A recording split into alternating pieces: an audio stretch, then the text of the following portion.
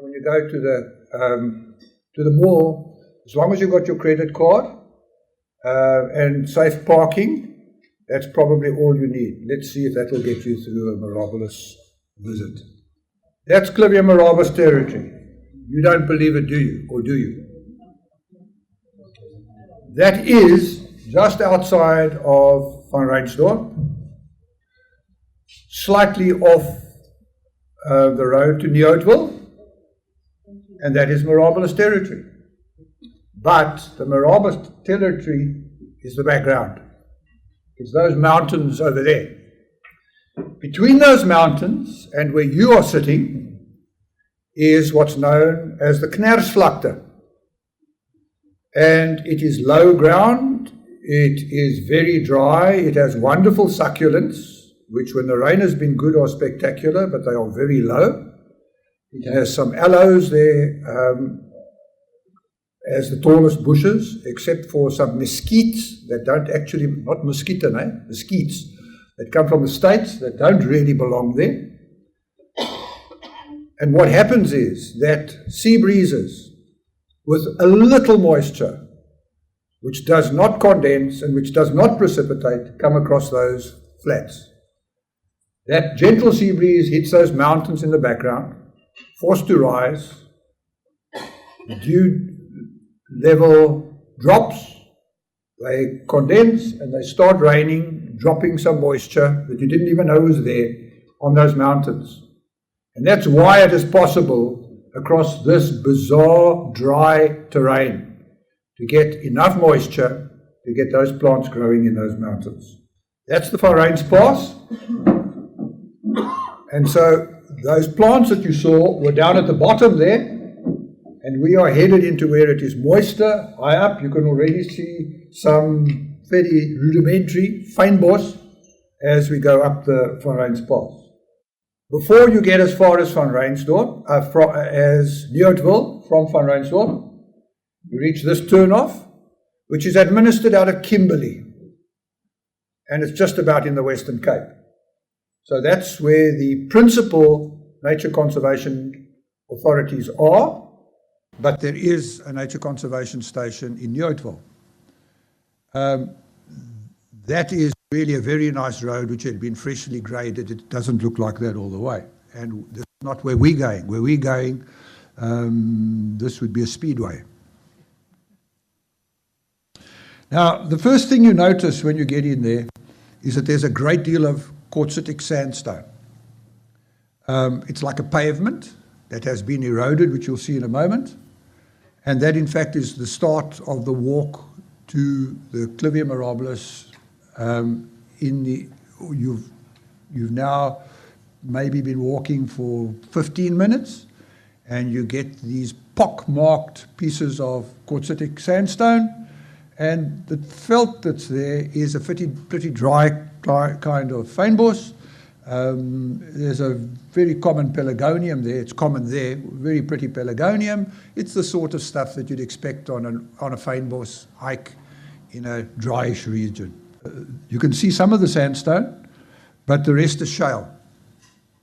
The tree in the background is a protea. It's a protea nitida. You can see some mesons here, and not very likely territory for c.Mirabilis. You can, in the background, see some of the dongas and canyons you've had to get through to get there. All right, this is your first big descent. And now you're looking, if you look to the middle right of your picture, you can see a little trace of water. That is the Oorlogskloof River in October, which means it's still got a little bit of the water in it from the winter. By high summer, there are a few pools there, no flowing water. These beacons, cairns, as you see in the front, are the signposts for most of the way. So when you're not quite sure, you find some high ground and find out where the next cairn is, and that's where you aim. Sometimes the path is a little obscure, sometimes less so, but it's not a particularly well-traveled path.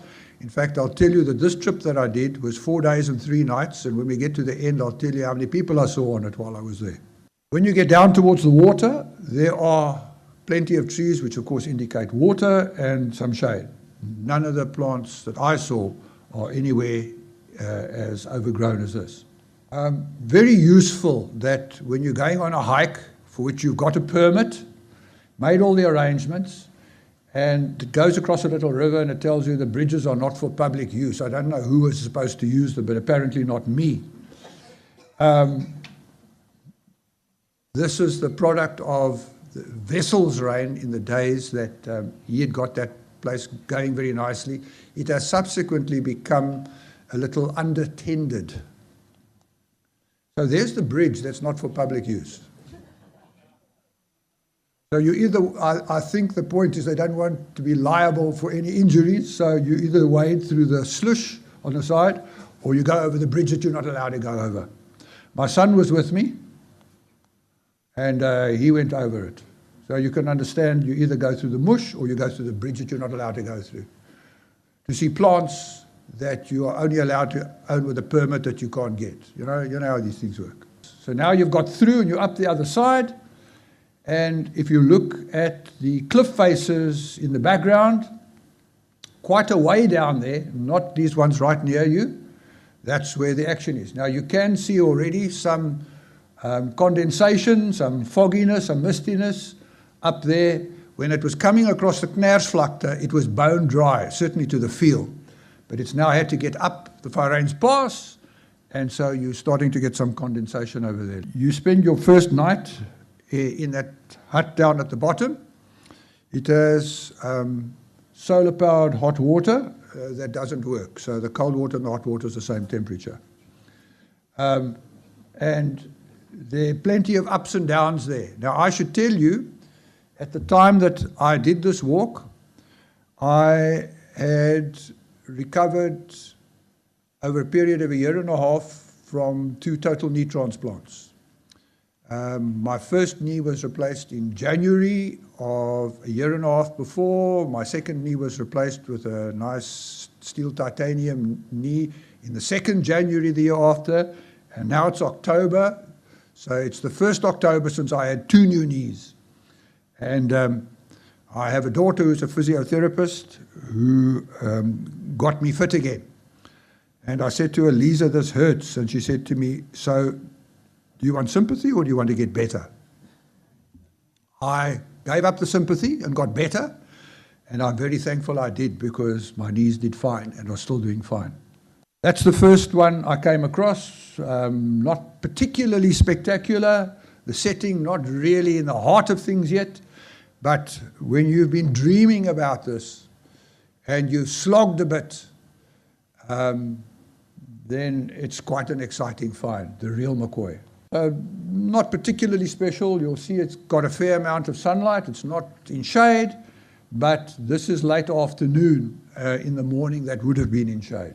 You'll notice that the sort of place that these things grow is going to afford it protection against the occasional fire. It's going to afford it protection against too much sunlight because depending on the angle of the sun, that's going to get shade for quite a long time. But this is not what they'd look like in your nursery. You can see the leaves are tattered. Let's just go in a little bit and have a look at that. You can see one growing right in the shade there under the rock. There was some reference to them not being all the same shape, so you'll notice that that one has got a nice little flare to it. Lovely colors. And you get a thing that's that different a couple of 100 meters away. Different color, different shape. And they are not as scarce as hen's teeth as long as you're in the right place at the right time. Sometimes they perch. You'll notice how much soil there could possibly be on top of that slab of sandstone. A couple of centimeters. And that is exposed for a fair part of the day. In other places, there are signs that there has been rather more water, because you'll notice, for instance, that there's some moss and lichen in some of these photographs. Suspect that the first people to describe these may have a little hastily jumped to conclusions, in that the ones that they saw may have been very exposed to sunlight. Some of them, a significant proportion of them, are somewhat less exposed to dry circumstances, not as dry as we were initially led to believe. There was some reference to some of them being quite small. You'll notice that that's quite a small plant, and it's nice median stripe, and there's not much more to the stem below the base there. So apparently some of them can flower pretty small. Sometime in your walk there, you're either going to have come from the right side of the picture to the left, or you're going to have to get out from the left side of the picture to the right. So this is not for the faint-hearted. It's not that you need to be a superhero, but there is a fair amount of strenuous walking. Now, people have said to me, nah, not much of a picture. Let me tell you about that picture. It was a little after 9 o'clock in the morning. I'm at the base of the cliff, and the cliff that you're looking at over there is on the east, so it's west facing. And I'm in complete shade, and I can see that the sun is beginning to arrive. So I sit down with my camera, and I'm just waiting for the sun to arrive. And as it crept over the top, it was like somebody lit a lot of candles, and that candle was lit. Now, as a photograph, unremarkable. To me, it is the icon like you have on your page, on your screensaver. It's the icon of an experience. The sense of place that you get when you're in that veld, against that cliff, with this only birds that you hear around you. You hear a couple of baboons. In the distance, you sometimes hear the zebras kicking up a bit of a noise. There's some of them over there too. The sense of place is absolutely awesome. If you do this walk and you don't see a single flower in full bloom, and you just enjoy being there, it's already worth it. Anything else is a bonus. Now, you would have recalled, those of you who were here on Friday evening, that there was a photograph of Dr. Rourke hanging from a piece of rope down the side of a slab of rock. There is a way, I don't know the way, to get onto this farmer's land who abuts the nature reserve, and then you come with a vehicle to the top of this cliff. The cliff face itself is in the reserve, and then there is a rope down. So lovely job the Dr. Rourke did, but he didn't do the 4 days, 3 nights version. He did the version across the top and down. But the sort of places that these plants are at the, you can perhaps see towards the bottom of the right, there's another set of rock. They are pretty much in a band at the foot of the cliffs, and not much happening between cliff and cliff. I had noticed when I walked there, because I was having a careful look at what was interested in the clivias, that there were numbers of seeds, absolutely perfectly cleaned, lying in pockets of rock. And obviously, something has eaten them, probably a rodent, isn't interested in the seed, is only interested in the pulp. And then this seed bounces. It's really like a squash ball. And they bounce until they fall somewhere in a nice little crack. And of course, some mush will get in there, some leaves will get in there, some water will get in there. Some of them will make it, some of them won't make it. But that's how they spread. I am told that there is a particular bird, die waterfiskaal, bobo we call it in English, that does like the seeds, the berries, the flesh on them, but is not interested in the seeds itself. So they may collect them, go and sit somewhere, eat some, and the seeds, once they're done with them, they have no interest in the seeds, and they will bounce till they find their little niche to go and grow. That's the river down at the bottom. There is some infrastructure there, so to get across that river, you'll notice that there is a wooden walkway. That's what there was in 2016. I wouldn't put any money on it being intact at the moment. It's quite funny advertising a swimming pool over there. You understand that it's actually just a swemgat, sekugat. It's just a place where it's deep enough to, I wouldn't dive in because you can't see the bottom of the water, but I would certainly jump in, and we did, because we were nice and hot when we got over there. We are now on our way to an area that has a waterfall coming from the rocks you can see at the middle of the picture at the top. It's like the Bridal Veils Fall. It's a fairly misty, trickly type of fall. Doesn't look like the Victoria Falls, but there's a lot of water coming down. And that is one of the bigger populations in the Oorlogskloof, and that's how you get there. So the canyon is, as you see, down on our right. A lot of this soil over here is shale, but at the foots of the cliffs, the foot of the cliffs, there's a lot of quartzitic sandstone, a lot of which has broken up nicely, so you've got fairly deep sand. I wouldn't call it soil. That's how they get into the sun. I don't know if that plant gets any shade except perhaps the very early morning, because the sun would be on your left. When the sun comes up, the east is on your left. So that thing grows in the sun all day and doesn't seem to be struggling. And I suspect that that's probably why the conclusion was reached that they're fine with sun. They are okay with sun. But the nicest ones that are looking the sleekest have got a little bit of help with a bit of shade and a bit of water. Now, at the moment, the picture's a little overexposed, but you'll notice that there's all the evidence there that at least at some time in the year cycle of that plant, notice the flower count, pretty decent flower count. There's lots of stuff that says this is a wet place, not a dry place, a wet place. So by October, I suspect by December, that moss will probably all be brown. Now, let me explain to you something about the hydrology there. Not a lot of rain. They've had a huge amount of rain very recently. I've spoken to Willem. They have now regraded the roads twice. He says you can almost manage on the roads now, almost manage on the roads. But what happens is the cliffs are sandstone. The water falls on the top and the sandstone is permeable. So the water trickles down through the sandstone. I don't know if it takes weeks or months or years to get from the top to lower down at the bottom. And in some places, in fissures and cracks, it comes out. So what nature conservation did is they built a little retaining wall. This thing is the size of your kitchen sink. They built a little retaining wall, and at least for some of the year, if you're doing a hike, you can get water. You could probably do the whole hike there, 4 days, 3 nights, you could probably do without taking water with you. I wouldn't like to, because when I want to drink, I want to drink. I don't mean that kind of drink. But this is the secret, I believe, to why those clivias are able to grow there. Because the same hydrology effect that you have here, of water seeping here, is seeping in other places, maybe not enough to make a pond, but those fat roots that you saw, they've got to get water from somewhere.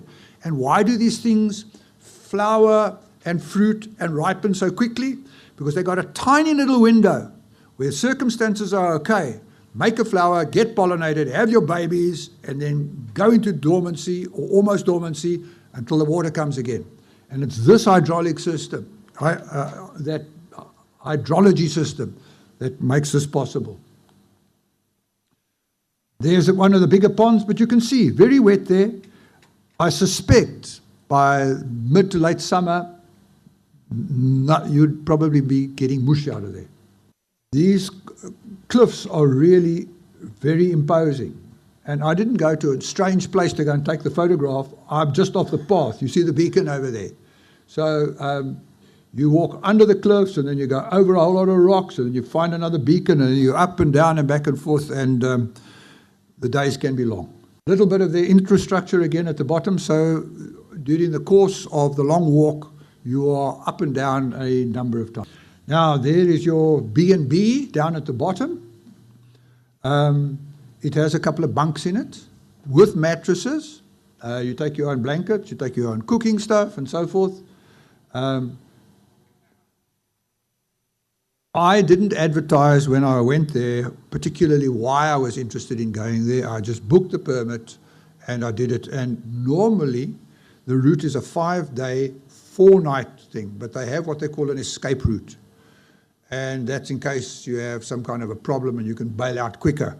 And so I inquired whether I could upfront tell them I wanted to take the escape route, because you're not seeing Mirabilis all the way. There are places where they're Mirabilis and there are other places where you go over dry plateau. That is not terribly exciting. There is also a chimney on your route, and although you can't quite see that there, I'm not behind that, I'll just put it down. But you need a little bit of gymnastics, not too dramatic. The chain helps. That's the official path that you need to do in one place to get through. I'd say the entire chimney is maybe 20 feet, 6 meters, somewhere around there. And so, shade, when you're up in the cliffs, is rocks. It ain't trees. Down at the bottom, it's trees. At the top, it's rocks. And we've now come from the other side. We're on our way out. We've come across and up again, and now we've headed back to where we started. You can see the path that we've been on.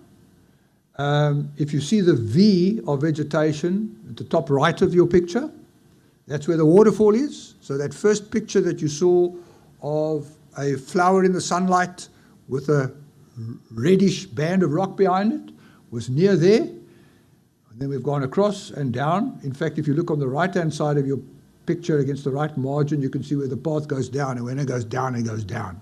The cycles of rain and drought are fairly irregular. It is winter rainfall. That tree was probably at least 20, maybe even 25 years old. That's a waarboom. It reached its sell-by date. Now, I don't know if that means that, like us, it reaches a stage where it says enough is enough, or whether it was starved of water, because there have been some very dry seasons there. But now, from here on back, you're nowhere near Mirabilis, and you've still got a day's walking to do. And some people don't make it.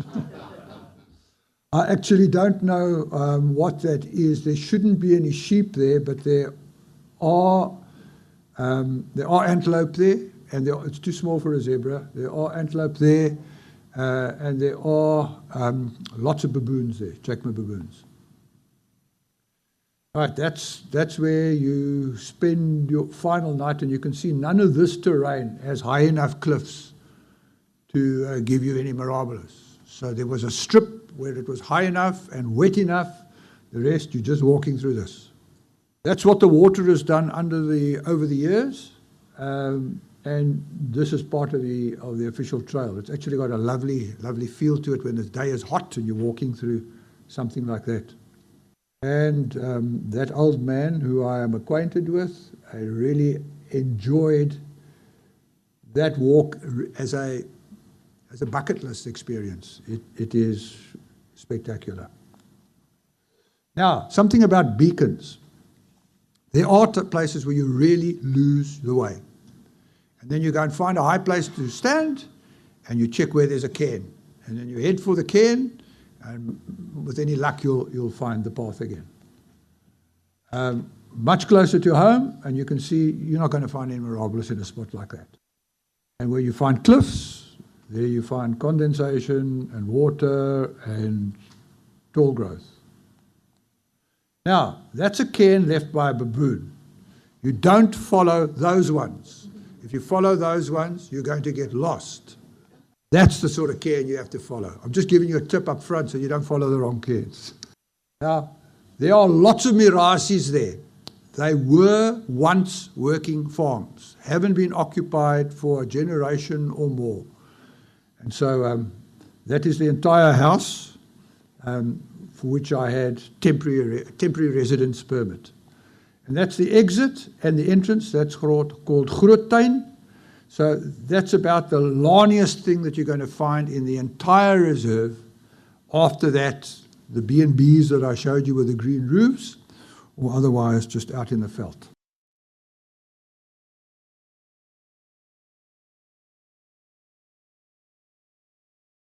Climate change is a cyclical thing. I'm not saying there isn't climate change. There is ample evidence that we go through these cycles up and down, and they're there. So they managed to get there and to stay there through however many ups and downs there are. I don't think their problem is evolution. I think their problem is us.